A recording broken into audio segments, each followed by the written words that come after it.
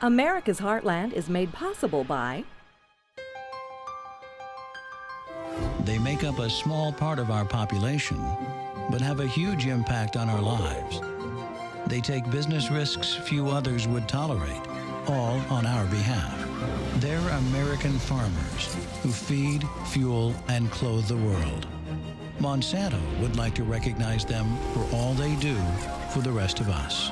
Because ultimately, our success and everyone else's depends on theirs. and by the American Farm Bureau Federation, the voice of agriculture. Hi, I'm Jason Shoultz. Coming up, we'll introduce you to a Florida man who uses his photographer's eye to capture the beauty of his ranch. I'm Akiba Howard. When you're talking citrus, California is king when it comes to navel oranges.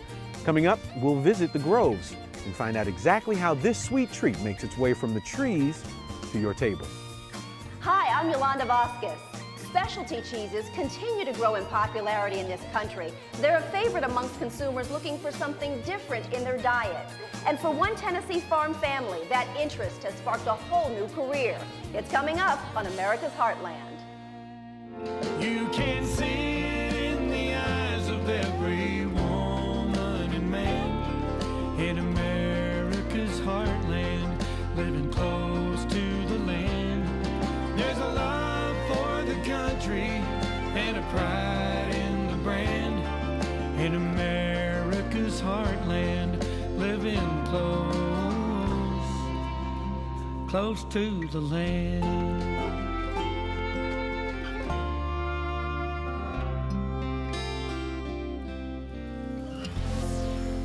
Across the United States, you'll find sprawling cattle ranches where the environment has been preserved and wildlife is flourishing. And that's the case at the Adams Ranch in Central Florida, where the owner, Bud Adams, has found an interesting way to preserve his family's legacy. It's sunup and saddle up on this early spring morning. The cowboys of Adams Ranch are ready for another roundup. Morning. What do you got? These are Florida cowboys. No vast open plains of the American West here. This range is dotted with palm trees, swampy ponds, and thickets of grasses and trees.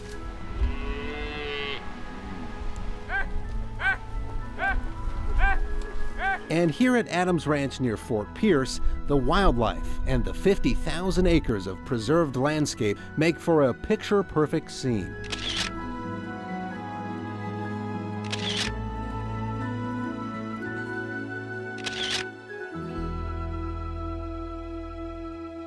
A scene not lost on the ranch's owner, Bud Adams. Visit the ranch and you'll likely find him with a camera in his hand. I'm out here checking on the cattle. Had to see that they have water, grass, and mineral. And invariably you see a lot of interesting things. You know, I was given an Argus 35mm camera in 1936, I think. It's a few years ago. That's a long time.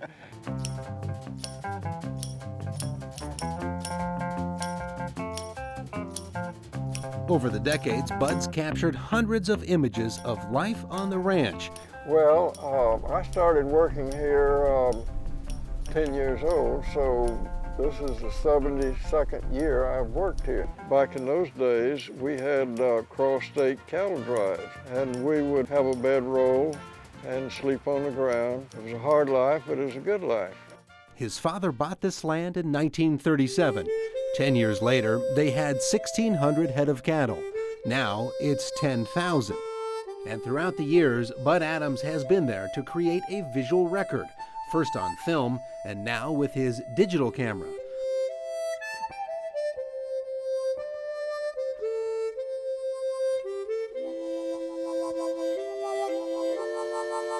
Bud's photos have ended up in books and various publications. Although you're a photographer and you're pretty good at it, you see yourself as a cattle rancher, right? That's your bailiwick. What I do. I raise cattle. I'm a cowman. That's your passion. Oh, yeah.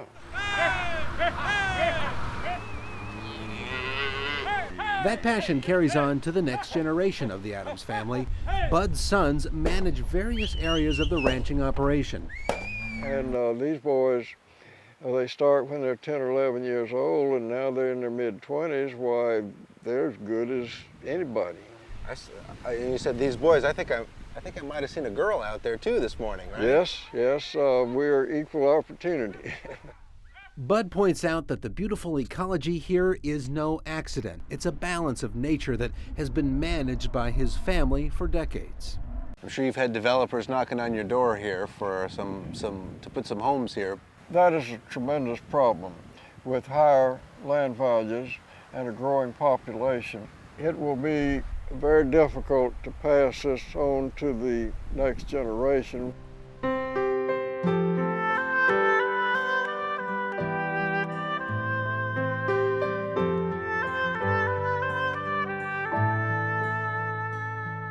What Bud captures here through his lens are more than pretty pictures.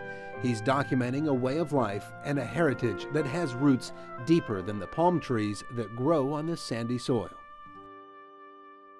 We understand that this is a holistic enterprise and that we have to consider the grass, the trees, the cattle, the wildlife, the water, and our climate.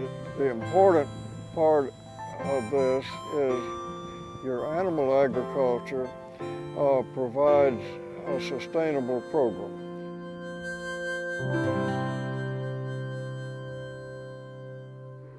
Florida ranchers raise more than 400,000 head of cattle each year, but the Sunshine State was once home to more exotic animals. 10,000 years ago, saber-toothed cats, giant armadillos, and the American camel called Florida home. We've taken you to a wide variety of farms and ranches here on America's Heartland, but this stop is just a little different. That's because the work here is being done by inmates at an Ohio correctional facility. This is a new experience for Robert Crawford, an inmate at the Mansfield Correctional Institution. Robert is learning new skills on the Mancy beef farm. I didn't grow up on a farm. I grew up in a little rural area, but I never worked on a farm or ever been on a farm. Get over there.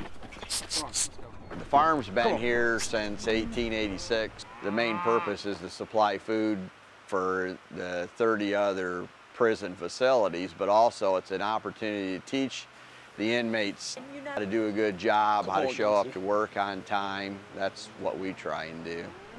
Second one's 87. The farm program here is one of 10 such correctional operations in the Buckeye State.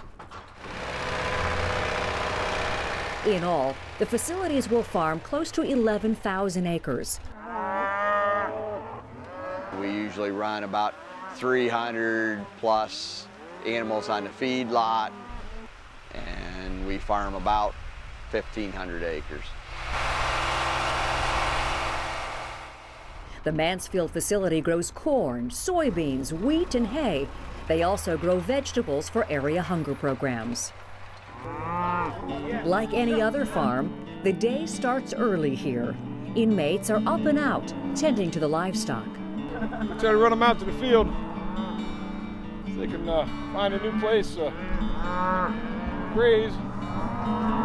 Now everybody's looking for their calves. Some 50 inmates will work the pens and fields each day, supervised by 5 staff members.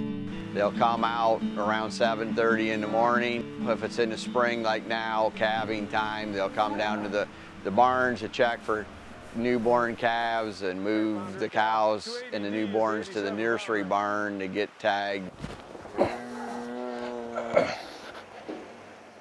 Yep, she said, that's my baby. They don't mind the shots too much. It's we also got to tattoo them and tag them. Give them an electric identification monitor here. What is it that you enjoy most about being part of this program? I've always been around. I've always liked animals and being outside. I've always been an outdoors person.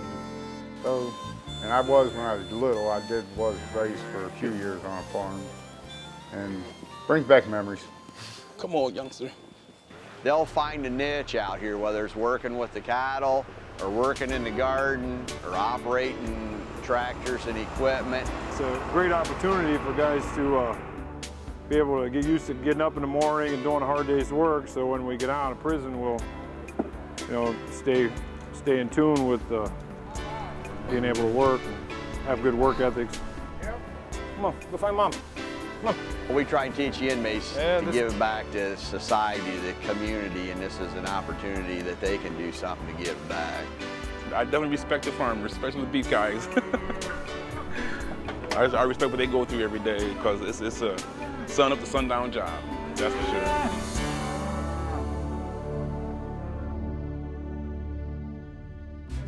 Correctional farms are popular in a number of states. Many date back to the early 20th century. Some other countries, like Great Britain, operated prison farms in the 1800s. I'm Akiba Howard. If your diet is rich in fruits and vegetables, then you've already got these bright, sweet treats in your kitchen. From tree to table, bringing California citrus to market.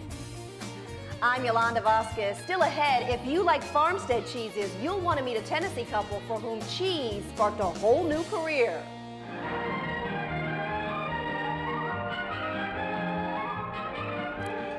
When you're in the produce section, do you like to pick up a cucumber to slice up in your salad? They are pretty tasty, but listen to this. More than half of the cucumbers grown in the U.S. actually end up right here as pickles. You got your hot and spicy, your dill, your kosher, German, lots of choices. And in fact, almost any food can be pickled.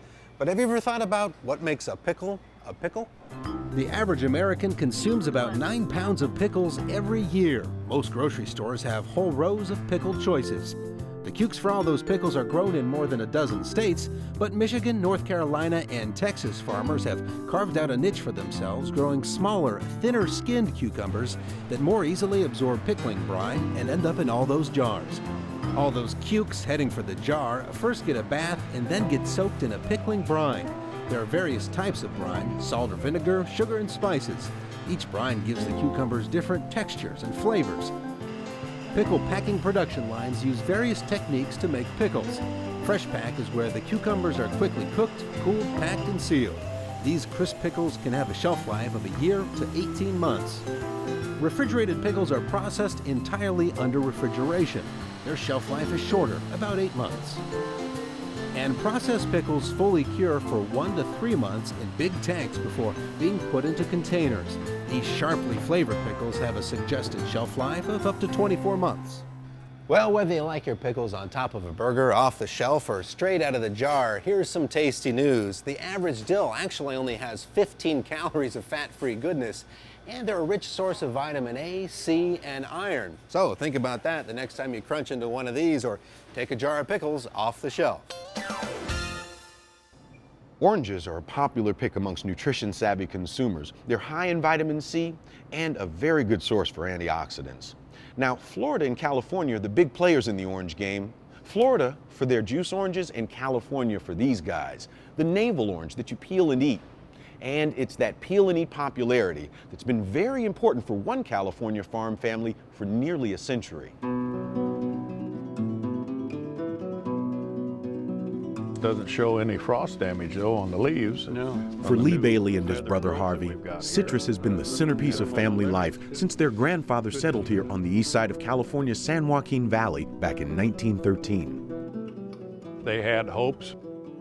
The grandfather was able to drill a well and plant some trees.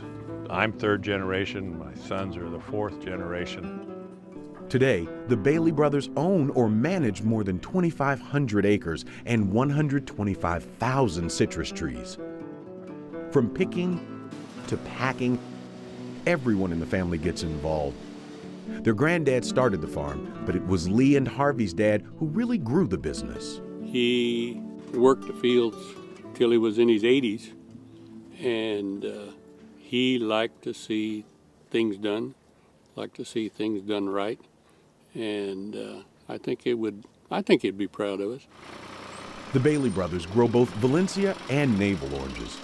Valencia is mostly for juice, navels for the fresh fruit market. California navels make up some 80% of that peel and eat market. shipped across the country and overseas. Here's a piece of navel that is ripe and mature.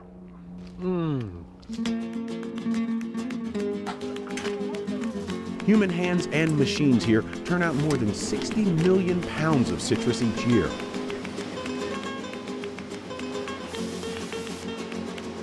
This machine scans each orange electronically and sorts it by size. Too small? Slight blemishes? It's destined for the juice factory. Consumers these days have come to expect a product that's near perfect in appearance and flavor. What we're looking at here is a couple of first-grade fruit. This fruit is going to Korea. You'll notice there's no blemishes. There's a nice full bin of good fruit. Besides oranges, the Baileys grow other citrus, including lemons. But lemons are even more sensitive to frost than oranges. That means the Baileys are sometimes up all night with wind machines and sprayers that keep the fruit from freezing. I don't think the general public realizes how much work that have to be done, processing and growing and getting the transportation to get the product to the market. Like any agricultural enterprise, there are elements of uncertainty. A citrus greening disease now seen in Florida groves has made its first ominous appearance in California. Cold weather and labor shortages can affect an entire season. In California, water issues, shortages and drought, impact agriculture across the Golden State. You got to have the water. If you want crops, you got to have water. And if you want food, you got to have water. Without water, we aren't going to be farming. Still, the Baileys, their wives and children will tell you it's a pretty good life. Working the land is part of this family's legacy, looking ahead to the next crop and the next generation. I feel proud that my grandfather established this, and my dad and my brothers and I. It's been a family tradition. It's nice just to be out doing a job and getting that job done. And so hopefully we can continue on. Navel orange trees came to California from Brazil in the late 1800s. Because they're seedless, every new navel orange tree starts as a graft from an existing tree.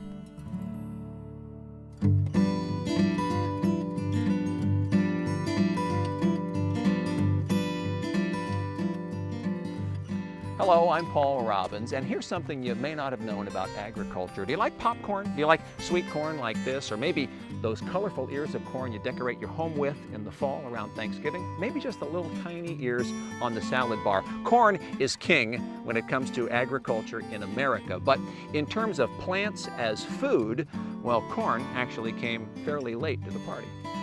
That's because while corn is a common sight on farms around the world today, it was a brand new discovery some 7,000 years ago.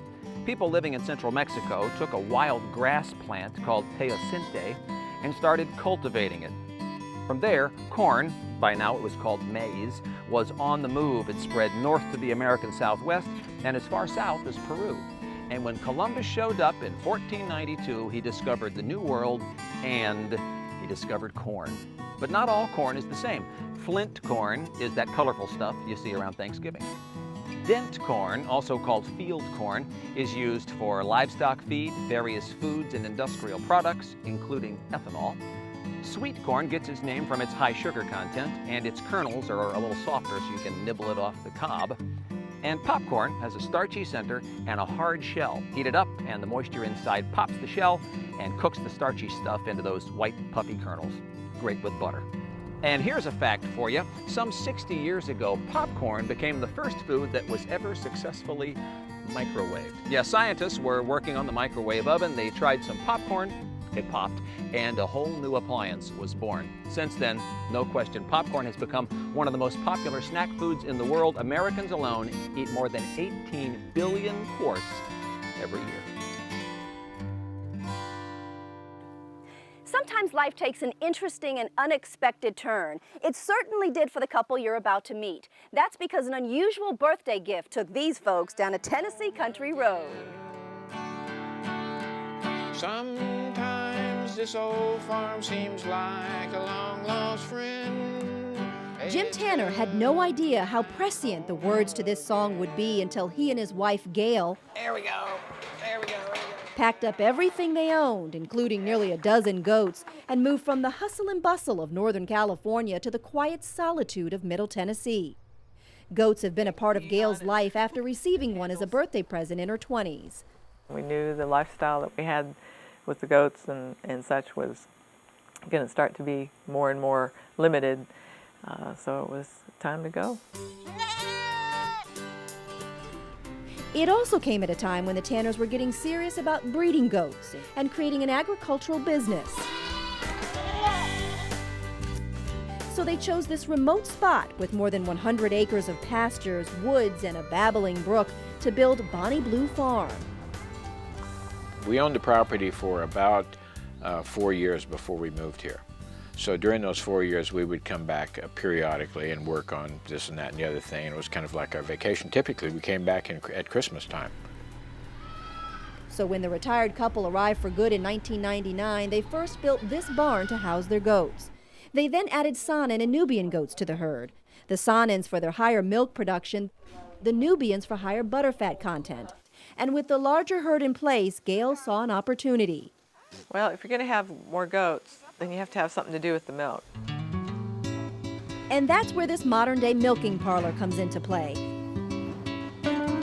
They had the milk, so why not make farmstead cheese?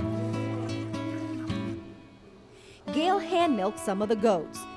That liquid is placed in a small container which is later used to feed the baby goats, called kids. The rest of the milk is collected by automatic pumps to cool for up to 72 hours. When it's time to make cheese, Jim transfers the milk out of the tank into stainless steel containers that end up in the Tanner's cheese studio. The cheese studio machinery pasteurizes more than 40 gallons of goat milk at a time. You're going to hog it all, huh? Meantime, the Tanners handle the care and feeding of their herd. Gail often walks around with a yellow wagon in tow. Are you guys ready? She puts out alfalfa hay, fills up feed bowls with grain, bottle feeds the kids, checks on the bucks across the creek, and with whatever time is left over, tends to the chickens. A friend that came and visited who really wants to get away from her desk job and be a farmer, she says, maybe you just trade in one set of stresses for another. But one role that doesn't stress her out is that of cheesemaker extraordinaire. She's become pretty good at whipping up batches of now award-winning goat's milk, feta, and raw milk cheeses. This is what we look for, the magic clean break, they call it. Using her cheese knife, Gail separates the curd from the liquidy substance known as whey. It begins to take on a cottage cheese look. It's time-consuming, and patience is a cheesemaker's best friend. With the whey removed, the curds will drain overnight. These tubs will eventually be packaged as feta cheese. Bonnie Blue Farm turns out more than a half dozen products. They've become a favorite at area farmers markets, but Jim's marketing efforts have also produced a demand in Memphis and other parts of Tennessee. Or I go to to demonstrate the cheese to a chef, and I'm thinking of 2 or 3 of them. So this is the best feta I ever had. Yeah, we've got to have this on our menu. And I mean, those are direct quotes. Gail says the good feedback is a result of the work and care they put into their farm, their milk, and their cheese. The Tanners are always adding on to their property, most of the time in an effort to create a better product. And this right here is their latest project. It's called a cheese cave. Now, it's still in the process of being built, but they had to blast a hole in the side of this hill to construct it. Custom-sized rocks are still being laid, and the 3 walk-in coolers have yet to be finished. Fresh air will be pumped in, keeping the temperature at a cool 55 degrees, a perfect place to age Bonnie Blue's hard cheeses. The environment that those cheeses are aged in will make them even better. I mean, they're pretty good already, but having that will really set them apart. The Tanners joke if the cave doesn't work out, they'll simply live in it. They're fine with a modest rural Tennessee lifestyle, one they can share with their good-natured goats. That's why our trees are all trimmed up so nice. And that's going to do it for this time. Thanks for traveling the country with us on this edition of America's Heartland. Thanks for joining us. I'm Jason Shoultz, and be sure to check out americasheartland.org for more story information and video streaming. We'll see you next time. To order a copy of this broadcast, visit us online or call 1-888-814-3923. The cost is $14.95 plus shipping.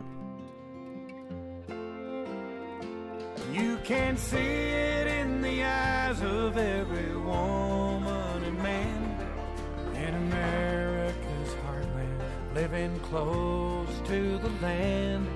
There's a love for the country and a pride in the brand in America's heartland, living close to the land. America's Heartland is made possible by They make up a small part of our population, but have a huge impact on our lives. They take business risks few others would tolerate, all on our behalf. They're American farmers who feed, fuel, and clothe the world. Monsanto would like to recognize them for all they do for the rest of us. Because ultimately, our success and everyone else's depends on theirs. And by the American Farm Bureau Federation, the voice of agriculture.